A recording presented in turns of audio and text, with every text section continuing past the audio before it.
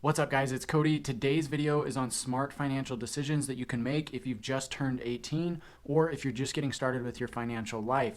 I've been talking to a lot of people recently who are in those late teenage years. Maybe they're just getting out of high school, just did get out of high school, or in their early 20s and just getting started with things and trying to figure out what decisions they should be making to really set themselves up to be in a really good spot in 5 to 10 years. So we're going to be covering a few tips here on some of the things that I would recommend you should do and some of the things that I wish I would have done. Looking back, if I could go back, these are things that I would do. So I want to give you some tips here that are really going to help you out and get you into that spot where you can make those financial steps to really be in a good spot later on, down the road.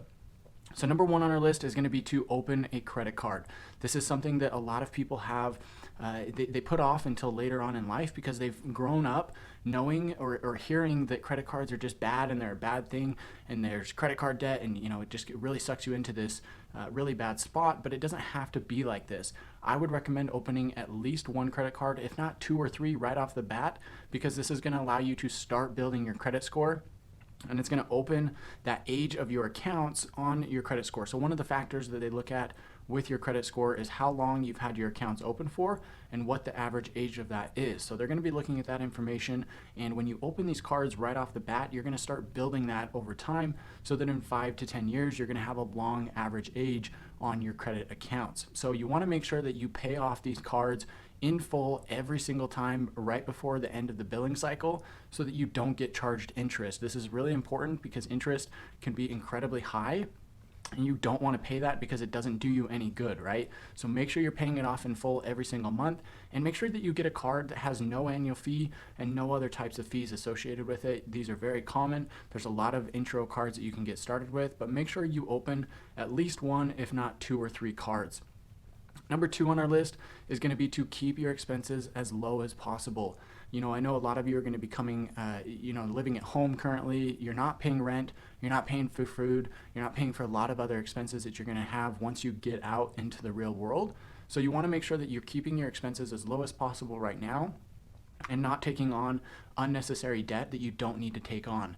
I think one of the biggest things that I see at this point is people are living at home and they realize, hey, I've got a job, whether it's working fast food or here or there, it doesn't matter, but they've got a job, they're making some money and they don't have the expenses and they want to drive a nice car. So they go out and get a car and all of a sudden you've got a car payment that's $300, $400, $500 or more, and it goes incredibly high compared to the income that you're earning at that stage. So don't go out, don't go buy a brand new car, don't get a high car payment, and don't spend your money on stuff just to flex and look cool. You want to keep your expenses as low as possible because now is the time to do that and really get in the habit of living within your means. So number three is going to be, if you're going to college, try to stay out of student debt if at all possible. There's a lot of different ways that you can do this. Probably the number one way, of course, is to have a job and pay for your schooling as you go if you're going to college.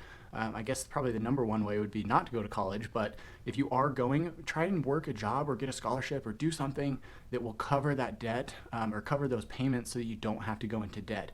This can be really important because you hear all the time, you hear people complaining about the student debt. They went through all of this schooling, they went to college, they went to the university, and now they've graduated and they've gotten a job that doesn't pay them enough to really pay back what they borrowed in order to go and get that degree. So look at other opportunities that you may have to stay out of that student debt and make the most of what you're doing. So a couple things that I would recommend, and even what I did, is I started off at a local community college for those first 2 years. This is what I think you should do. Try to stay in state if possible. This is where you'll find the lowest tuition rates. But stay at the community college, finish your credits there, and then transfer those credits to a university. You'll want to make sure all of this is possible beforehand, but try and take those classes at the community college or local college because it's going to be a lot more affordable and you're going to transfer those same credits over to the university where they have just as much value.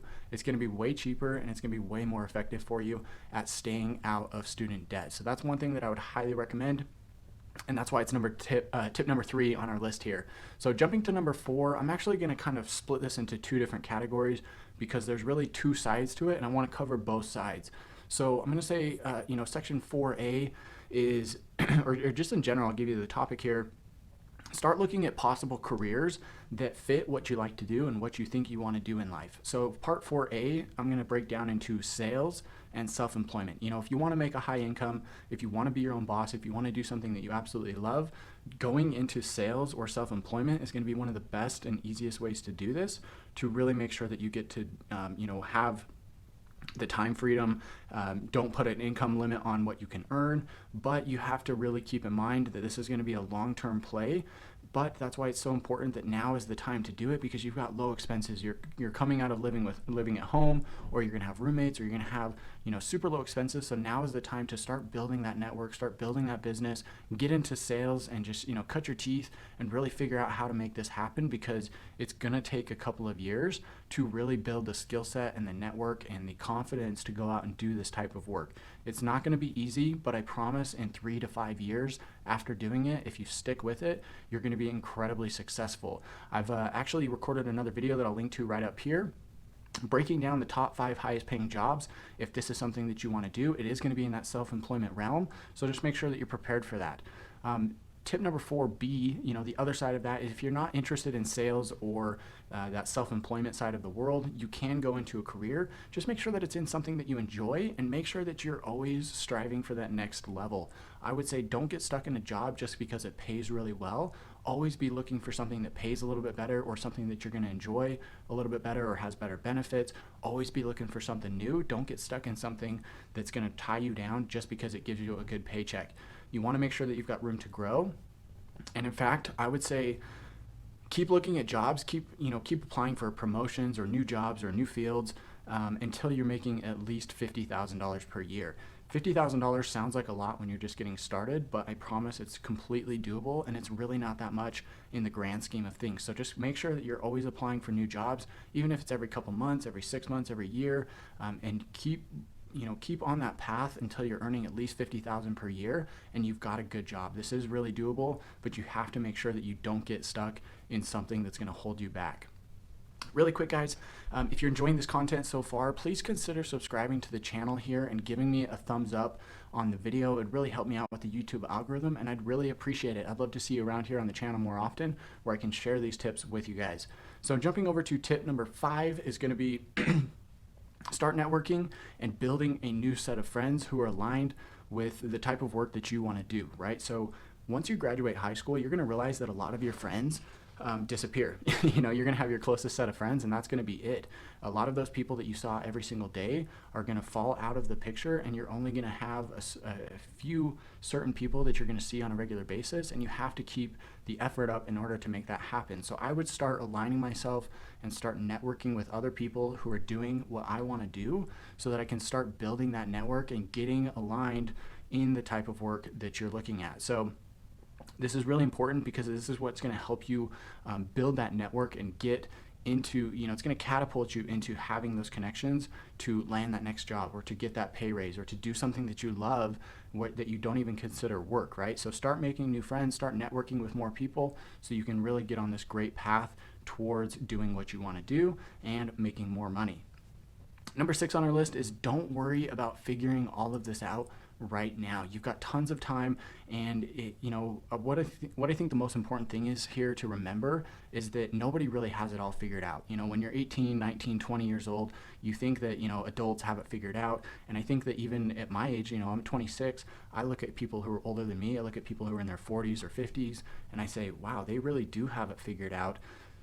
These guys know what they're doing. They've got the family, they've got the job, they've got the car, the house, the whatever that looks like, and in reality, I don't think they've got it figured out either, right? So keep that in mind. It will actually give you the confidence that you need to realize that, hey, nobody really has this figured out, and you shouldn't be expected to have it figured out, especially when you're just out of high school or just getting started with things. So the other thing that I want you to remember here is that whatever you focus on is what's going to grow, right? If you put a lot of time into fixing cars, you're going to get really good at fixing cars. If you put a lot of time into playing video games, you're probably going to get pretty good at playing video games. Same thing goes for business, finance, money, and investments. If you put your time and focus into learning those things, doing them, getting better at them, being better at your job, selling better, whatever that looks like, you're going to get more confident, you're going to get a bigger skill set, you're going to get more refined, and you're going to do better at those things. So just keep that in mind in the back of your in your head. because I think a lot of people forget that hey, if you focus on this, you can be successful. You just have to stay focused on it for a long enough period of time. It takes consistency and dedication. Number 7 on our list is going to be patience, right? You have to have patience if you're doing this. You're just getting started. Guys, we're all so young. Like I said, when you look at those people who are in their 40s or 50s or 60s, that's a long ways away. That's more than, that's farther away than we've even been alive. So when you look at it that way and you look at, okay, if I earn this much money and I invest this much and save this much, here's where I can be at in that stage of life, you're going to overestimate what you do in 1 year and you're going to underestimate what you do in 5. That's one of my favorite quotes, and it's so true. If I looked back 5 years ago, I would had no idea that I'd be in the spot that I am with, my family, with my beautiful wife and a baby, and, just my work and my career and the investments and houses that I've got. So you want to make sure that you stay focused on enjoying what you have now and staying patient with where you're at. It's going to take time to get to that stage. And honestly, one other thing that I would mention on that topic is don't get stressed out about feeling like you won't enjoy things later on in life. I know this is something that I've kind of struggled with, and I've been, working past it over this last year, is I got really stressed out about myself because I was worried that I wouldn't enjoy things later on in life, and I had to enjoy them now. 99% of the things, you're going to enjoy it whether you're in your 40s or 50s or 60s. I see older people, they still love driving the fast car. They still love the big, nice house. They still love the nice clothes. They still love to travel. There's so many things that you can still enjoy later on in life, because up here, your mind really doesn't change. Your body will change. It'll age. And it'll get, there's going to be some physical limitations on what you can do, especially as you get up into those older ages. But in your mind, you're still going to enjoy a lot of that satisfaction that you get now, and you'll enjoy it the same way that you do in 20 or 30 years. So just keep that in mind. Patience is incredibly important in this whole thing, but these are some quick financial tips that I would recommend if you're just getting started or if you just turned 18. Again, number 1, open a credit card. Number 2, keep your expenses as low as possible. Number 3, stay out of student debt if at all possible. Number 4, stay focused on looking at possible careers that fit what you want to do. Number 5, network and make new friends. And number 6, don't worry about having all this figured out. And number 7, make sure to have patience. So with that said, guys, that wraps up our video here. Like I said, please consider subscribing to the channel if you liked the content here.